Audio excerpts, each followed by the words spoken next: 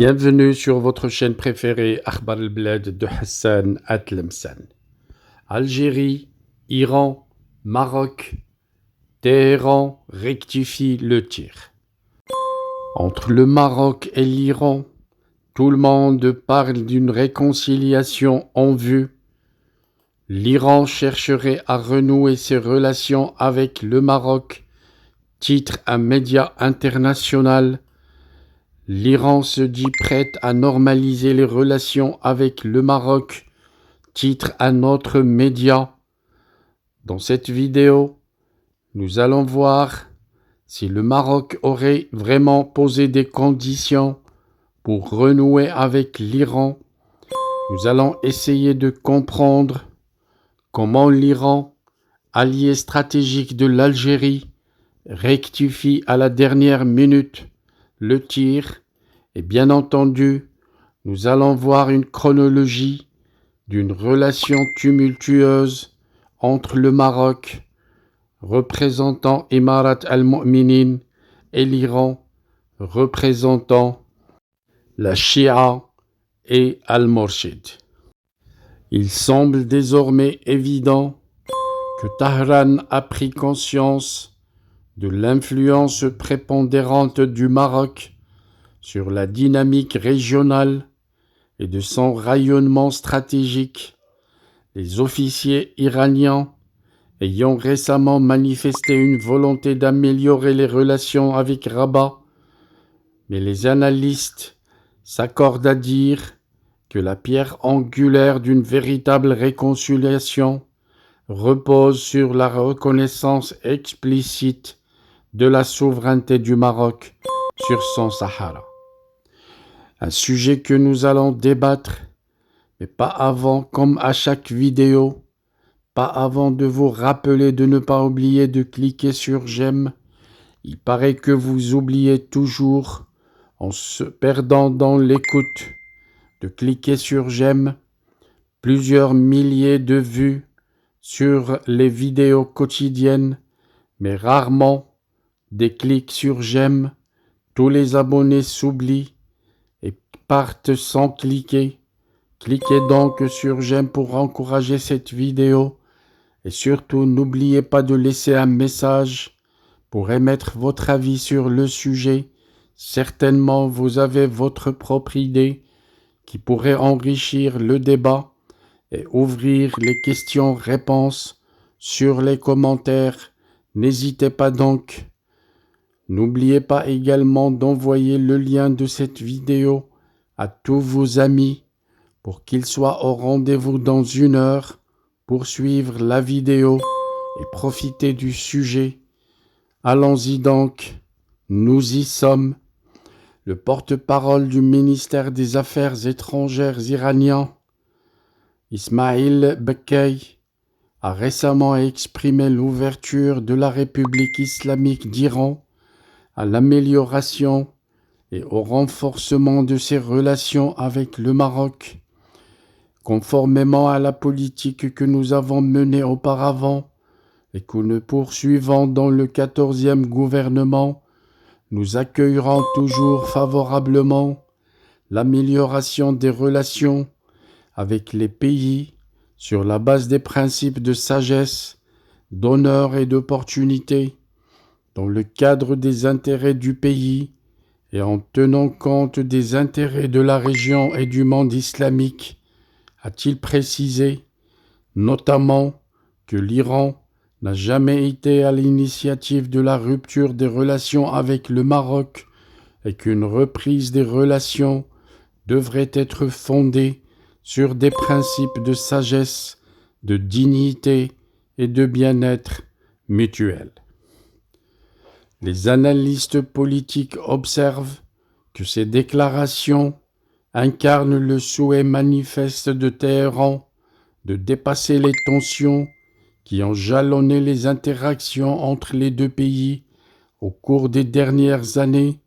En effet, la rupture des relations diplomatiques intervenue en 2018 a constitué l'un des épisodes les plus délicats, le Maroc ayant décidé de mettre fin à ses liens avec l'Iran en raison du soutien militaire de son allié, le mouvement libanais Hezbollah au front Polisario.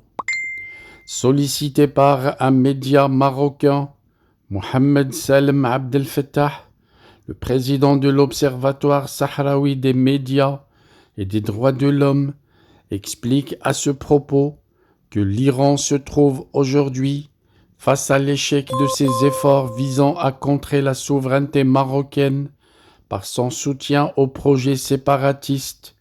Toutes les manœuvres entreprises pour le camp soutenant la séparation ont échoué malgré le soutien généreux de l'Iran à la milice du front séparatiste. Pour cet expert, l'Iran prend désormais conscience des rôles de plus en plus prééminents que joue le Maroc, de son rayonnement, ainsi que des fonctions de leadership exercées par le royaume, tant dans son voisinage régional qu'en profondeur sur le continent africain. En conséquence, Téhéran est invité à interréagir de manière sérieuse et responsable avec ces initiatives de leadership que le Maroc promeut, en particulier en ce qui concerne le soutien aux efforts de paix, le renforcement du développement territorial et l'intégration économique au sein des pays de la région. De plus, le spécialiste fait savoir qu'il est impératif que l'Iran prenne en considération les efforts significatifs déployés par le Maroc dans la lutte contre le discours religieux extrémiste. En dépit de cela, l'Iran a traditionnellement misé sur des entités non étatiques et des milices armées pour établir des synergies avec les adversaires du royaume du Maroc. Selon Salem Abdel Fattah, l'Iran doit prendre conscience des conditions posées par le Maroc pour renforcer et normaliser les relations bilatérales. Cela nécessiterait non seulement une consolidation de ces relations, mais également un engagement ferme à respecter et à adopter les principes du droit international, notamment le respect de la souveraineté des États et la préservation de leur intégrité territoriale. Dans cette optique, il est essentiel que l'Iran cesse son soutien aux milices armées opérant dans la région et renonce à toute forme d'investissement dans le discours religieux extrémiste ainsi que dans les groupes de criminalité organisée. L'Iran devrait ainsi orienter ses relations vers des États souverains membres des Nations Unies dans la région, en plaçant le Maroc au premier plan de cette initiative. Cette stratégie servirait non seulement à renforcer les principes du droit international, mais également à contribuer de manière significative à la sécurité et à la stabilité régionale. D'autre part, l'Iran se retrouve en position délicate face à l'affirmation croissante du royaume dans les arènes arabes et islamiques, alimentée par un consensus arabe clair en faveur du Maroc, poursuit l'interlocuteur du média maghrébin qui explique que ce soutien est particulièrement manifeste au sein des pays du Conseil de coopération du Golfe qui se sont engagés à défendre la souveraineté marocaine sur son Sahara et en conséquence, l'Iran fait face à une position arabe unifiée à l'exception de la posture adoptée par l'Algérie de l'autre monde. L'expert soutient donc que le facteur déterminant pour le royaume demeure la reconnaissance explicite et sans équivoque de sa souveraineté sur le Sahara. Cette reconnaissance est perçue comme la condition sine qua non pour renforcer les relations bilatérales. Cela est considéré comme la clé pour renforcer les relations avec le Royaume du Maroc. Elle lui permettrait également de tirer parti de la présence économique et spirituelle prédominante du Royaume du Maroc dans son environnement régional, tout en veillant à respecter rigoureusement les principes du droit international. L'Iran chercherait donc à renouer ses relations avec le Maroc. Elle travaille sur un rétablissement de ses relations avec le Royaume.